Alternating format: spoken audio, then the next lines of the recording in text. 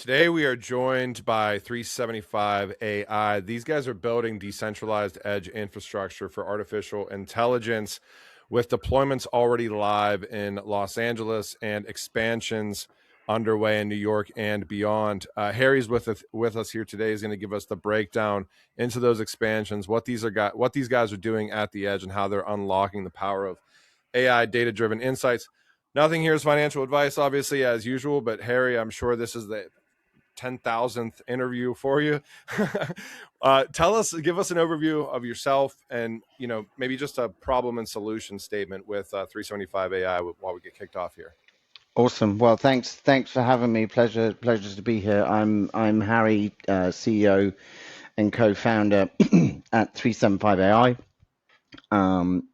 Little bit of background.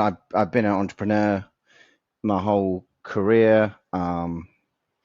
I left school at 16 and started my first company when I was, well, probably about 12, but a proper company at about 20, and that was a data business that was helping mobile operators understand and monetize their subscribers. So we raised money from large venture firms in the Bay Area, Sequoia, Accel, but also from Telefonica and Vodafone. And then we eventually sold the business to Singtel for $320 million.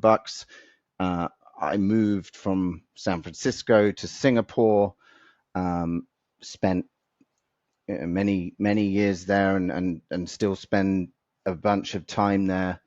And then went on to be president at another data business, which is kind of somewhat now related to what I'm doing at 375 AI, albeit that was 10 years ago.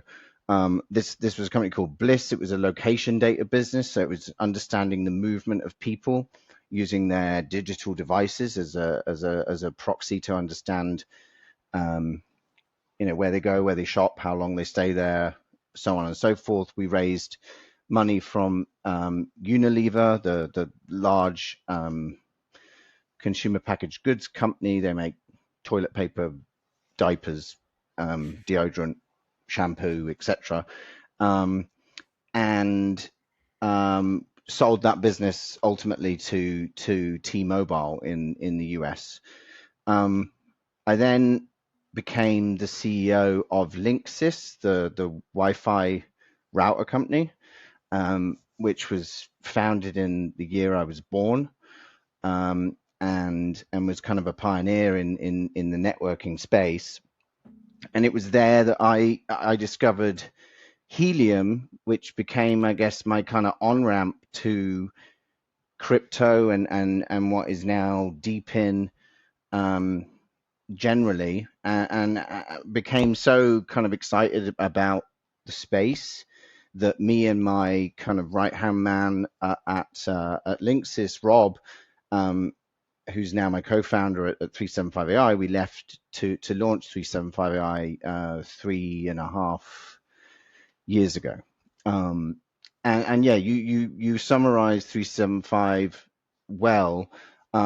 We're building and have built a layer of data intelligence about what's happening in the real world, on the premise that AI models, robotics, etc., know everything and have read everything and will read everything that's ever written or said or videoed, but they know very, very little about what's actually happening right here and now in any given place at any given time. And that sensor information is incredibly important, and that's what we've been rolling out. Yeah, it's really interesting. Maybe just because I'm sure you've done a ton of these interviews and you get asked the same things every time. What I'm interested in is, like, when you talk about AI and what goes into these models and what the models spit out, kind of looking at your guys' vision statement here, it looks like there's a lot of opportunity for real-time data-driven insights to change the way that probably we interact with the world ultimately. But what is that opportunity right now? Like, what devices, can people use to contribute to providing real-time data into and basically bolstering up these models? You get where I'm kind of going with it. I'm just curious, like how it kind of works. Sure. So today we have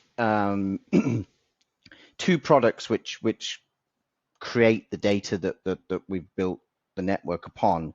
The first is a product called 375 Edge, which is our flagship product. This is a edge computing server, for want of a better word. Connected to it is a whole host of sensors and primarily six specialized and very specific cameras that are capable of capturing basically everything it can perceive and see around the location that we place it. Primarily today, it's vehicular information because we've placed them on the busiest highways in the country, in the US, and we're capturing the movement of millions of vehicles per day. That's down to a level of granularity of make, model, color, license plate, how many people are in the vehicle, speed, any kind of events that happen on the road, whether that's collisions or erratic driving, logos on the sides of commercial vehicles, US Department of Transport numbers from tractor trailers. So there's a whole host of information that we're capturing, and this is at 70, 80 miles an hour on 10 lanes of traffic in either direction. This device is, as I say, processing that information at the edge. So there is NVIDIA GPU at each location. So rather than just streaming this data into a cloud and then processing it later, it's being done on the fly at the edge in real time. And we're converting a terabyte of otherwise unstructured video data into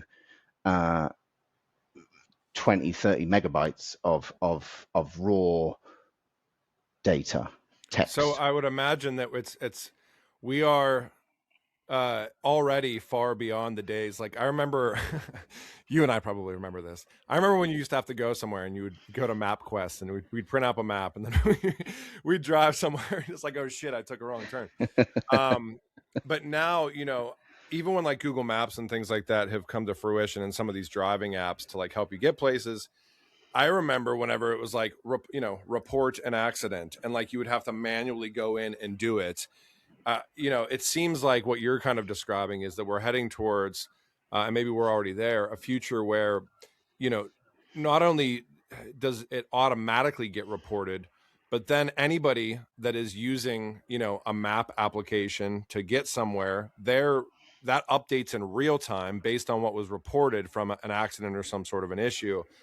And, it leads us into what we're seeing with like autonomous vehicles and things like that right now, where, this kind of future society. Is that somewhat of a correct assumption? Yeah, I mean, of course, like Waze and Google, you can report things, and they use the data from the movement of people who have got those apps open or using those apps as samples to understand. That's why you get the red bars on Google Maps, because it's based on a sample of people. What this is very powerful devices placed that capture every piece of information. It's not a sample. It's 99% of all the information that we're able to capture or want to capture is being captured. Now we of course are only in a few markets today, but as I say, just 20, 30 devices are enabling us to capture the movement of millions of vehicles per day. And we expect, as we roll out through New York, New Jersey metro area, and then into South Florida, we expect to be kind of observing 10 million vehicles a day, within a couple of months. this information is very valuable to companies, to businesses, whether that's for analytics, transport and logistics. The reason why we chose the markets that we've initially launched in is because they're major port cities. So we have the ingress and egress of Long Beach, which is the biggest port in America. New Jersey is a very large port. Miami is also, or in Florida, there are many kind of movements of ships that then get onto trucks. So there's a hell of a lot of interesting use cases that come from capturing this, and we've been able to make partnerships that that can monetize that quite quickly, even though we've been a startup that's a small business, but we've got incredibly talented people. Yeah, I mean, we could probably have an entire discussion about the logistics industry and blockchain and Internet of Things and DePIN and things like that too. I bring this up all the time, but we still in the world, we still have like hand signed bill of ladings for like transporting and shipping goods, which like that goes back to the late 1800s. So when you think about the opportunity to digitize, and then all, as I'm sure you know, Harry, like all the downstream things that happen whenever things get delayed are, try getting something through customs. I remember back in 2020, during and after COVID, like you literally could not get lead times from different countries shipping into the US. So I think it's a huge opportunity. I would love if you could maybe touch base on, some of the expansion, as you mentioned New Jersey and some of the other things. When should people expect that expansion will begin to kind of take place? I mean, it's happening. It's happening right now. I'm in New York as we speak, and we've been rolling out our kind of next wave of devices here, and we have all of the plans for South Florida that will kick off quite shortly. These, as I say, devices are quite advanced. They cost us tens of thousands of dollars to make. We designed, literally the first prototype, which is still running and been running for a couple of years now on the 101 in San Francisco. It was built by our chief AI officer, like in his garage, but he's an accomplished entrepreneur and data scientist in his own right, and his contribution to the team is incredible. His name is also Chad, which is perfect for crypto. So we've been doing this for a while. The product that we've built is, it's using off the shelf stuff, but in a very customized way. Like we mill the entire enclosure from a 50-pound piece of aluminum as one piece. The whole thing it weighs about 60 pounds when it's finished. Wow. And filled, and it has no moving parts. It can operate from -40 to +40 or 50. And it's been in wind tunnels. It's been incredible. It's gone through hurricanes and tornadoes and survived. So it's a very ruggedized and kind of enterprise piece of technology. The other side of the business, which we've now had over a 250,000 downloads, is the mobile app, which has enabled consumers and retail investors and enthusiasts all over the world to download and contribute data to the network. Today, that's been relatively passive. So you've been able to basically download it, connect your wallet, put it in your pocket, and forget about it.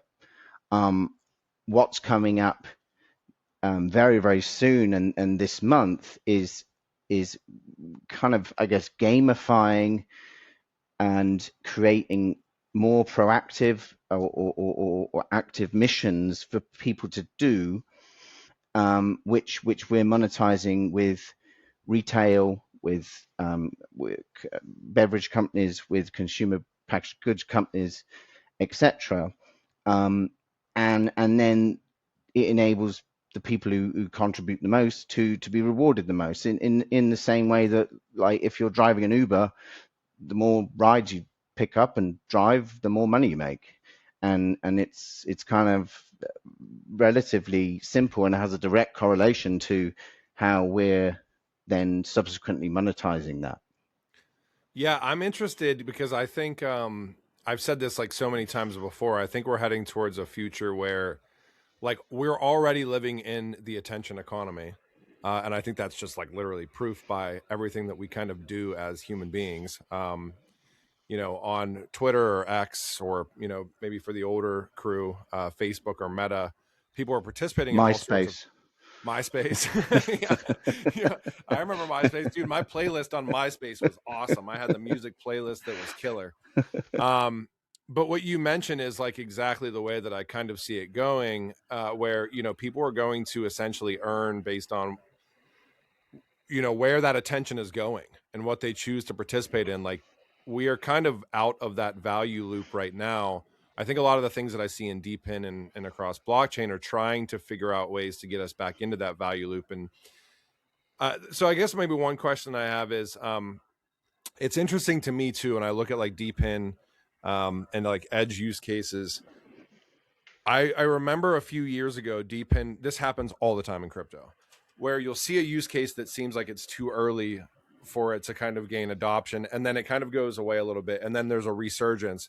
Like a good example of that is micropayments. I can remember in 2017 and 18 seeing micropayments everywhere in blockchain, and then I didn't hear anything about micropayments. And now in 2025 and 2026, I'm hearing about micropayments again. What kind of sets you guys apart? You mentioned partnerships that you guys have. How do you guys aim to be successful with what you guys are doing? And what is kind of the vibe you get right now from the opportunity that exists with DePIN and edge computing and things like that? Yeah, I mean, one of the things that I think sets us apart is the partnership that we struck quite early on with a business called Outfront Media, which is the second biggest billboard company in America. If you look at billboards, you'll see a name below it. It will say Clear Channel or Lamar or Outfront, and once you see it once, you'll never not be able to see it again. And there's 50,000 billboards from Outfront across the country. They run all the screens in the Caltrain and the MTA in New York. So that enables us to get distribution of our devices, our 375 edge devices in some of the the busiest highways in the country, and hence why just a relatively small number of devices can capture just such large swaths of data, placed in the right places. And of course, billboards, you don't put a billboard up in a place where nobody is. So it's totally synonymous with where you'd want to capture data. So it's a perfect partnership that enables them to monetize their boards and their locations in a different way to just the ad, but also helps them understand the audience around the board in a more granular way that's far more deterministic in terms of its data qualities and granular than has ever been possible before. I think it's interesting too. You mentioned the app update. My head always goes in like 40 different directions, so I'm glad I remembered. Uh, I have a feeling that like with individual data and the way that we interact, you mentioned almost like I kept thinking of Pokemon Go when you were explaining what you're going to do with the app, where it's like people kind of go on like these little quests.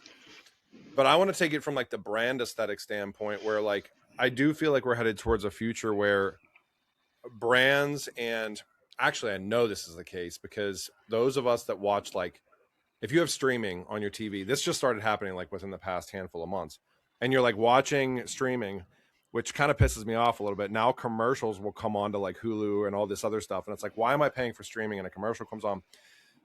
But while you're watching it, for those of us that notice, you can also like purchase things now directly within the commercial. That is like very new. That just started maybe 6 months, a year ago.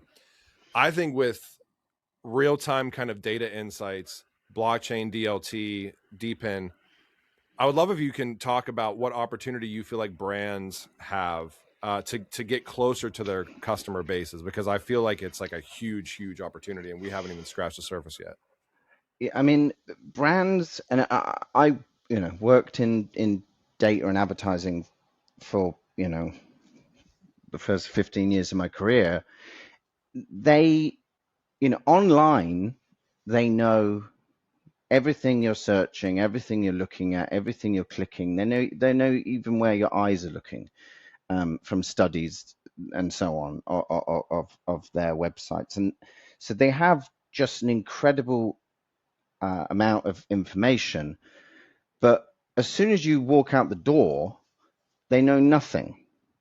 And yet 75% of commerce, or even more, takes place offline, not online. So having comparable or even close to comparable data sets are miles apart, because what you've got online versus what you have offline is light years apart. So what we're trying to do is digitize the analog and turn the physical world into digestible digital data that then businesses can leverage to enhance their business, sell more, do more, make it more efficient. But ultimately, it will benefit the consumer.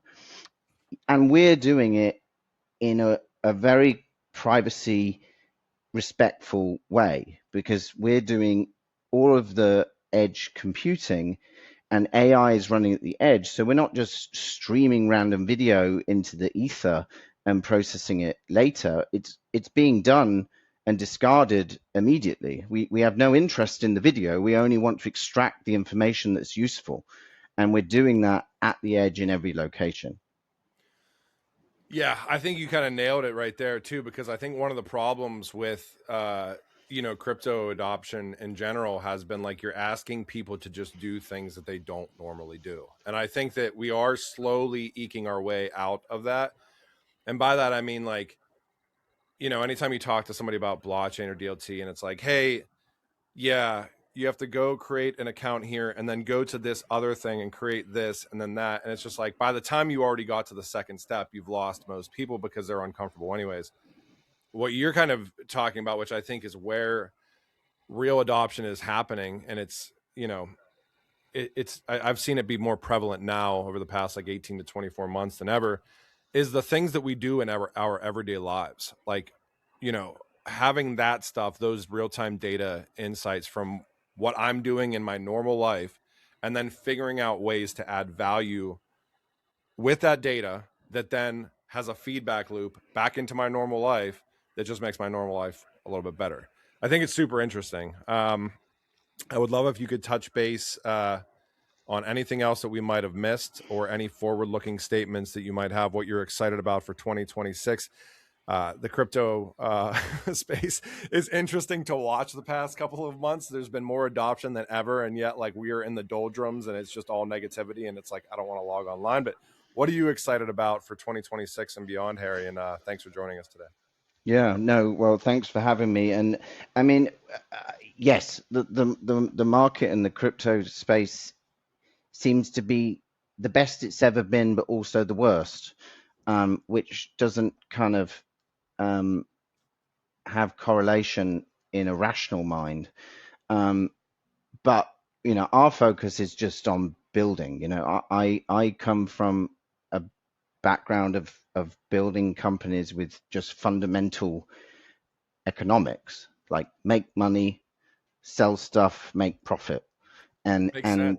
and we're using a token as a means to create a flywheel, but it's not the business, you know. And frankly, things like fart coin don't really help move the needle when it comes to like the advancement and adulthood of this space. You know, there are some incredible things that are happening in DeFi, and you know, I know that you you know have been involved in Ripple and XRP for a while. So you know, there's some incredible stuff that's happening that is grown up, and you know, I think the more that that happens, then the more trust and stability there can be in the entire space. Yeah, I think you know, it's funny because I Are you every a big fart coin holder? every few years, it always happens that people are like, this time is so different. Like I remember hearing that last year and I'm like, I don't think so, you know, because I see a lot of like, okay, I remember back in 2020, there was like 12,000 cryptos. You could go on a coin market cap and there's like 12,000. You go on there right now, there's like 20 million. And it's like, yeah, this time is different. But I totally resonate with what you're talking about. I think that we are slowly starting to see, uh, I wouldn't even say them like call them crypto projects. We are slowly starting to see businesses that are leveraging blockchain that have real revenue drivers, uh, outside of just like a capital raise, you know, another raise. So you know, I learned when I did an interview with Solana like a month and a half, 2 months ago about some of the revenue coming into some of these projects, and it's just wild. Like that, I think we need to see like more real businesses, even if they're startups, because that's all crypto projects are, anyways. But that are like having actual real world business models that are starting to slowly generate revenue. Yeah, and I think that you know, DePIN is a category where like that is happening more prevalently than in most of the rest of crypto. Like you're either a blockchain that's clipping fees on transactions and that's your revenue stream, or you're a meme coin which just is gambling, and or DePIN, which is now, you know, Helium's generating tens of millions of dollars of revenue. GeoNet's generating millions of dollars of revenue. So is HiveMapper. Like these are businesses, and they're run by people who have ran businesses and know, and their customers are T-Mobile, AT&T, Google. Um, you know, they're interfacing and bringing traditional revenues into a otherwise niche in the grand scheme of things, and degenerated world that needs Yeah. to become generated. Yeah. No, I totally agree. I mean, and the, you know, I often wonder because I'm one of the few people that kind of believes at some point, eventually, uh, everybody will be using blockchain and distributed ledger in some way, shape, or form. Even this, you know, even the like the SMEs and the small and medium enterprises, or like, you know, mom and pop shops. I think that they're going to be somehow using blockchain and distributed ledger at some given time. But that's not to say that like they need to have a Twitter account with X amount of followers and like start grifting people. It's like, And that's the whole.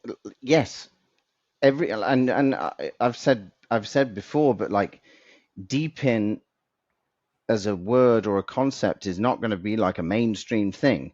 yeah, Everyone will do it. They just won't even know. So you'll be using the blockchain, or you'll be using the stuff whether you know it or like it or not, sure, and it will just become synonymous with how you operate in life. And a DePIN isn't going to be something that people wake up and think about. They're just going to go about their normal life and share their resources, contribute things, get stuff back in the same way that when you fly American Airlines, you get air miles. yep. I totally agree. Like 1000% agree. That's why it's so funny. You know, we like to invent terms all the time. Like Web3 gaming is like my favorite term because we're in 20 years, nobody's going to be saying Web3 gaming. People are just going to be playing video games. And if it uses blockchain or whatever, it uses it. But I You don't definitely need want to to know how the sausage is made.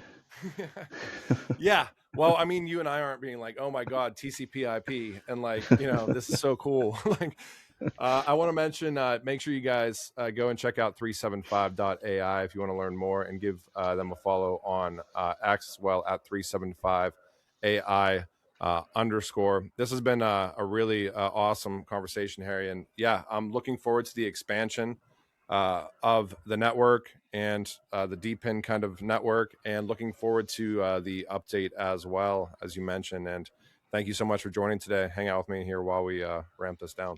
Pleasure. Thanks very much.